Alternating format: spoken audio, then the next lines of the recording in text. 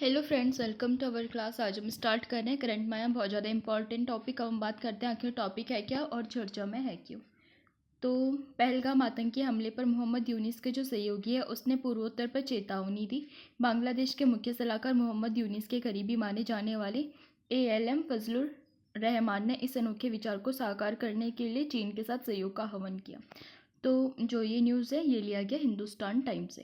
अब हम बात करते हैं इसके कुछ प्रमुख तथ्यों की। सेवानिवृत्त Bangladeshi major general LM Fazlur Rahman ने सुझाव दिया कि यदि जम्मू कश्मीर के पहलगाम में वे आतंकवादी हमले के प्रतिशोध में नई दिल्ली पाकिस्तान पर हमला करती है तो उनके देश को भारत के सभी 7 पूर्वोत्तर राज्यों पर आक्रमण कर कब्जा कर लेना चाहिए। रहमान की टिप्पणी ऐसे समय में आई जब नई दिल्ली और ढाका मतभेदों को दरकिनार कर द्विपक्षीय संबंधों को सुधारने का प्रयास कर रहे हैं, जो पूर्व प्रधानमंत्री शेख हसीना की शरण मांगने के लिए भारत भाग जाने और देश में हिंदू अल्पसंख्यकों के खिलाफ कथित लक्षित हमलों की भारत की चिंताओं के बाद निम्न स्तर पर पहुंच गए थे। तनाव तो और ज़्यादा बढ़ा जब मार्च में चीन यात्रा के दौरान मोहम्मद यूनुस ने भारत के पूर्वोत्तर राज्य पर टिप्पणी की थी। यूनुस ने कहा था कि भारत के 7 राज्य भारत का पूर्वी भाग 7 बहनें कहलाते हैं और वे भारत के एक भू आबद्ध क्षेत्र हैं। उनके पास समुद्र तक पहुंचने का कोई रास्ता नहीं है।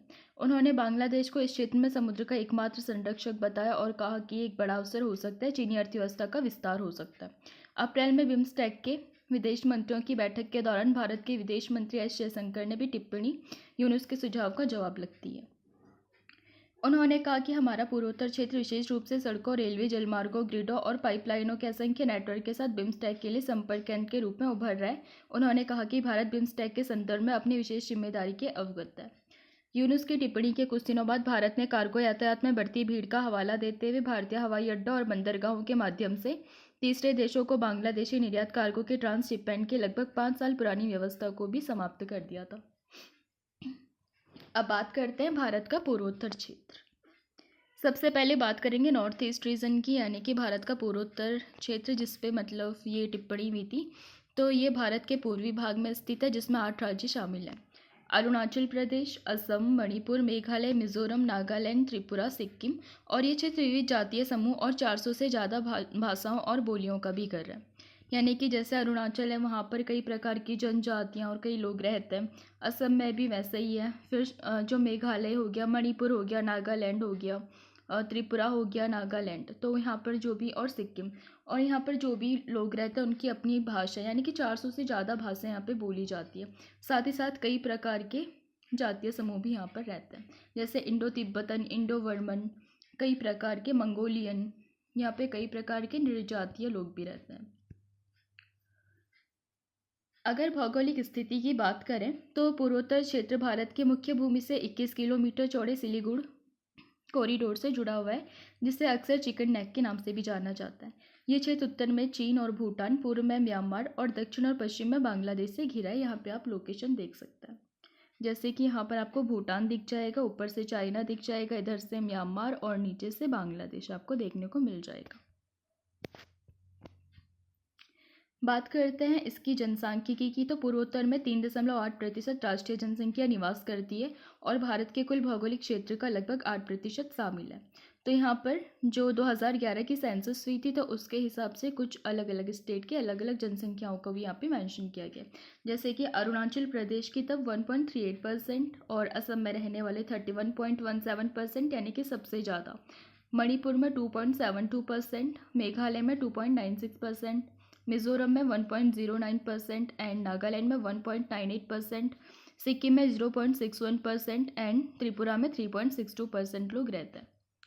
अब बात करते हैं आर्थिक विकास की, तो पूर्वोत्तर क्षेत्र को विकास के मामले में भारत के अन्य क्षेत्रों से कम विकसित माना जाता है।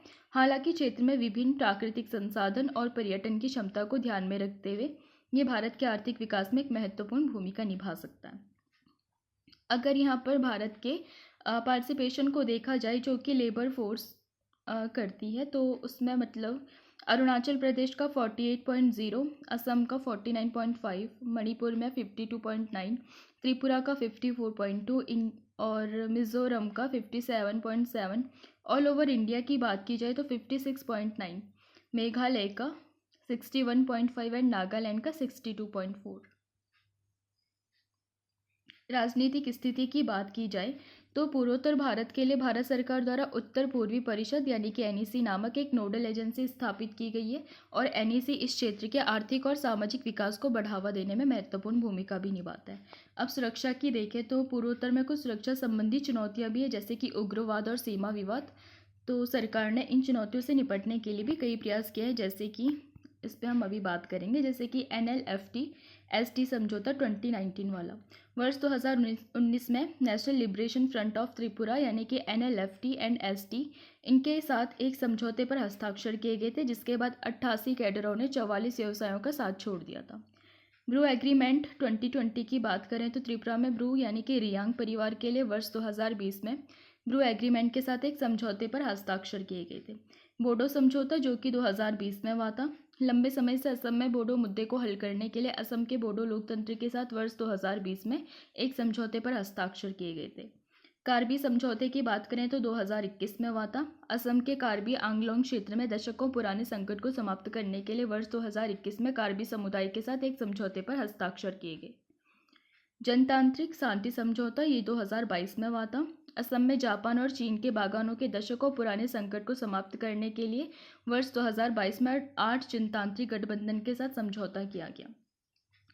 अंतर्राज्यीय सीमा सारणी भी है, जैसे कि असम मेघालय। तो असम और मेघालय के बीच में अंतर्राज्यीय सीमा की दशकों पुरानी समस्या को हल करने के लिए असम के मुख्यमंत्री और मेघालय के मुख्यमंत्री ने वर्ष 2022 में नई दिल्ली में एक समझौते पर हस्ताक्षर किए। इसमें कुल 12 शाखों में से 6 का समायोजन शामिल है। दोनों राज्यों ने झीलों के अवशेष 6 को अंतिम रूप देने के लिए क्षेत्रीय उद्यमों का गठन भी किया। असम अरुणाचल प्रदेश की बात करें तो असम और अरुणाचल प्रदेश ने 123 सिक्किम के संबंध में दोनों राज्यों के बीच सीमा विवाद को कम करने के लिए वर्ष 2022 में असम और अरुणाचल प्रदेश के नाम साई में एक पत्र पर हस्ताक्षर करने की घोषणा की थी। अधिसंख्यक क्षेत्रों को हल करने के लिए 12 क्षेत्रीय उद्यमों द्वारा संयुक्त राज्य का अधिग्रहण किया गया। थोड़ा बात करते हैं एक्ट ईस्ट पॉलिसी, क्योंकि नॉर्थ ईस्ट के प्रोस्पेक्ट से ये भी इंपॉर्टेंट बन जाता है। भारत की एक्ट ईस्ट नीति 4C पर आधारित है, यानी कि संस्कृति, वाणिज्य, कनेक्टिविटी एंड क्षमता निर्माण। नवंबर 2014 में घोषित act east policy look east policy का अपग्रेड है। ये विभिन्न स्तरों पर विशाल एशिया प्रशांत क्षेत्र के साथ आर्थिक, रणनीतिक और सांस्कृतिक संबंधों को बढ़ावा देने के लिए एक राजनयिक पहल है। इसमें द्विपक्षीय, क्षेत्रीय और बहुपक्षीय स्तरों पर कनेक्टिविटी, व्यापार, संस्कृति, रक्षा तथा लोगों से लोगों के बीच संपर्क के क्षेत्र में दक्षिण पूर्व एशियाई देशों के साथ गहन एवं निरंतर जुड़ाव शामिल भी है। इसके जो उद्देश्य हैं, तो प्रमुख उद्देश्य आर्थिक सहयोग, सांस्कृतिक संबंधों को बढ़ावा देना और सक्रिय तथा व्यावहारिक दृष्टिकोण के साथ भारत प्रशांत क्षेत्र के देशों के साथ रणनीतिक संबंध विकसित करना एवं इस तरह से उत्तर पूर्वी क्षेत्र के आर्थिक विकास में सुधार करना, जो कि दक्षिण पूर्व एशिया क्षेत्र का प्रवेश द्वार भी है। जैसे कि अगर हम बात करें इंडियाज़ एक्ट ईस्ट पॉलिसी की, तो जो अगरतला अखौरा रेल लिंक है, तो ये इंडिया बांग्लादेश के बीच में intermodal transport linkage and inland waterways है, तो ये भी बांग्लादेश से होकर के जाता है। कलादान मल्टी मॉडल है, तो ये थाईलैंड एंड म्यांमार के साथ जो नॉर्थ ईस्ट है उसको जोड़ने का काम करता है। अगर रोड एंड ब्रिज प्रोजेक्ट्स की बात करें या फिर जो मॉडर्नाइजेशन हो रहा है वहाँ पे हाइड्रो इलेक्ट्रिक पावर पर, तो इसमें जो स्पेशली जो बॉन्ड बन रहा है इंडिया जापान का, स्पेशली एक्ट ईस्ट फोरम के तहत। अब बात करते हैं सांस्कृतिक विविधता की, तो पूर्वोत्तर भारत एक सांस्कृतिक रूप से विविध क्षेत्र है जिसमें कई जातीय समूह और भाषाएं शामिल हैं। इस विविधता को संरक्षित और बढ़ावा देना महत्वपूर्ण है, क्योंकि हमें पता है कि नॉर्थ ईस्ट में जो 7 सिस्टर्स एंड 1 ब्रदर वाली जो थ्योरी है, यानी कि सिक्किम एंड बाकी की 7 सिस्टर्स, तो वहाँ पर कई प्रकार की जनजातियाँ भी रहती हैं, कई प्रकार की भाषाएं भी बोली जाती है, जिस कारण वहाँ पर सांस्कृतिक विविधता देखने को मिलती है। जैसे कि मणिपुरी डांस आपने सुना होगा, सत्रिय असम का भी सुना होगा, तो ये हमारे शास्त्रीय नृत्यों में भी शामिल है। तो इनको थोड़ा सा और ज़्यादा बढ़ावा देना चाहिए और कहीं ना कहीं जो वहाँ की भाषा है उनको भी प्रोत्साहित की जानी चाहिए और लोगों की जो संस्कृति है उसके संरक्षण का भी प्रयास करना चाहिए, क्योंकि जनजातीय क्षेत्र होने के कारण उनको वैसे भी 5th एंड 6th शेड्यूल में रखा गया है। बिम्स्टेक की बात करें तो बिम्स्टेक 7 सदस्य देशों का एक क्षेत्रीय संगठन है जिसमें दक्षिण एशिया के 5 देश बांग्लादेश, भूटान, भारत, नेपाल, श्रीलंका और दक्षिण पूर्व एशिया के 2 देश म्यांमार और थाईलैंड शामिल है। इसका गठन वर्ष 1997 में बंगाल की खाड़ी क्षेत्र के देशों के बीच बहुमुखी तकनीकी और आर्थिक सहयोग को बढ़ावा देने के उद्देश्य से किया गया था। बिम्स्टेक में शामिल देशों की कुल आबादी लगभग 1.5 बिलियन है तथा इनकी संयुक्त जीडीपी 3.8 ट्रिलियन अमेरिकी डॉलर से ज़्यादा है। इसकी उत्पत्ति की बात करें तो इस उपक्षेत्रीय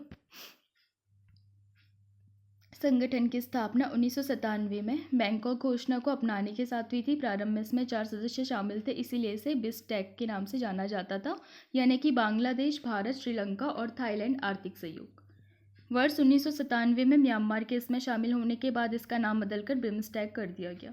वर्ष 2004 में नेपाल और भूटान के शामिल होने के साथ ही एक बार फिर से इसका नाम बदलकर बहुक्षेत्रीय तकनीकी और आर्थिक सहयोग के लिए बंगाल की खाड़ी पहल यानी कि बिम्स्टेक कर दिया गया था। अब थोड़ा सा बात करते हैं बिम्स्टेक में सदस्य देश और भारत पर इनके कैसे कैसे रिलेशन है। बिम्स्टेक यानी कि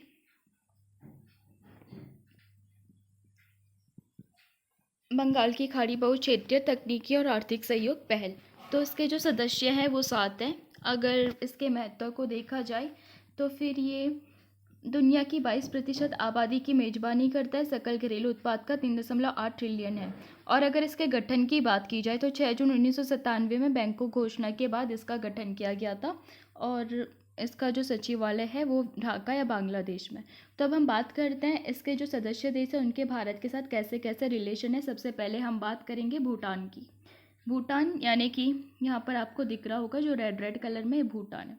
तो भारत का सबसे बड़ा व्यापारिक भागीदार है। जल विद्युत में मोंगदेचु एंड कोलंगचू एंड चूका इसकी कुछ परियोजनाएं हैं। ग्यालसुंग के लिए भारत अनुदान सहायता भी इसको देता है। जो भारत का राष्ट्रीय ज्ञान नेटवर्क है और भूटान का ड्रग है उसको अब एकीकृत भी कर दिया गया है। म्यांमार की बात करें तो ये एकमात्र एक ऐसा देश है जो कि पूर्वी एशिया का है जो भारत से भूमि साझा करता है। 2021 के बाद सैन्य शासन यहाँ पर हो गया था जब तख्ता पलट वहाँ पर हुआ था। फिर भारत म्यांमार का एंड थाईलैंड का एक त्रिपक्षीय राजमार्ग भी चलता है जिसमें कि कलादान मल्टी मॉडल भी इसमें प्रमुख है। और इसके अलावा सिटवे बंदरगाह में भी भारत इसकी सहायता कर रहा है। अगर अब बात करें इन दोनों के बीच में मुद्दे क्या हैं तो सबसे बड़ा मुद्दा है रोहिंग्या संकट का। अब बात करते हैं थाईलैंड की। तो जो थाई भाषा है वो दक्षिण भारत के पल्लव वर्णमाला से प्राप्त लिपि में लिखी जाती है। यहाँ पर हिंदू और बौद्ध दोनों धर्म के लोग रहते हैं जो कि भारत में भी रहते हैं। और जो थाईलैंड की एक्ट वेस्ट की नीति है उसके साथ साथ एक्ट ईस्ट का भी अभिसरण हो रहा है। और सैन्य अभ्यास की बात करें तो जो मैत्री है वो सेना के बीच में होने वाला युद्धाभ्यास है। सियाम भारत वायुसेना के बीच में होता है। इंडो थाई कॉर्पोरेट नौसेना के बीच में होता है। अब बात करते हैं थोड़ा नेपाल की। तो ये भारत के 5 राज्यों के साथ सीमा साझा करता है, Uttarakhand, Uttar Pradesh, West Bengal and Sikkim and Bihar के साथ। अयोध्या एंड जनकपुर यानी कि जो नेपाल में है उसको भारत गौरव टूरिस्ट ट्रेन जोड़ती है। और जो इनके बीच में मुद्दे हैं काला पानी, लंपियाधुरा एंड लिपुलेख विवाद। यहाँ पर सूर्य किरण है वो सैन्य अभ्यास है। अब बात करते हैं श्रीलंका की। तो जो भारत श्रीलंका का तीसरा बड़ा निर्यात गंतव्य है। तो आईएमएफ में जब भारत ने श्रीलंका का ऋण पुनर्गठन कार्यक्रम का पहली बार समर्थन किया था तो वहाँ से इनके संबंधों को थोड़ा मजबूती मिली थी। समुद्री सीमा पार कर रहे मछुआरे इनका मुद्दा बना रहता है क्योंकि कई बार क्या होता है कि श्रीलंका एंड भारत के बीच में कच्चा द्वीप एक द्वीप पड़ता है। तो कई बार ऐसे करके एक सीमा से दूसरी सीमा तक मछुआरे चले जाते हैं। इनके बीच में जो सैन्य अभ्यास हो रहे हैं तो एक हो गया मित्र शक्ति जो कि सेना के बीच में होता है। दूसरा है स्लीनेक्स यानी कि जो नौसेना के बीच में होता है। अब बात करते थोड़ा बांग्लादेश की। तो 4096 किलोमीटर की सीमा साझा करता है भारत के साथ और दक्षिण एशिया का सबसे बड़ा व्यापारिक भागीदार है। इनकुशियारा समझौता भारत और बांग्लादेश के बीच में हुआ था 2022 में और गंगा जल संधि 1996 में हुई थी। जो इनके बीच में मुख्य मुद्दा देखने को मिलता है वो है तीस्ता नदी का। इसके अलावा संप्रीति एक्स यहाँ पे सैन्य प्रशिक्षण दोनों के बीच में होता है। बोंगो सागर नौसेना का एक अभ्यास है। तो मुझे लगता है आज के लिए इतना काफ़ी। अब मिलेंगे नेक्स्ट क्लास में। अगर आपको पसंद आए तो लाइक कीजिए, शेयर कीजिए, सब्सक्राइब कीजिए। चैनल का लिंक आपको मिल जाएगा डिस्क्रिप्शन में। अगर आप चाहें तो चैनल को ज्वाइन कर सकते हैं ताकि आपको क्लासेस अपडेट मिलती रहे। PDF भी प्रोवाइड हो जाएगी। Thanks to watching.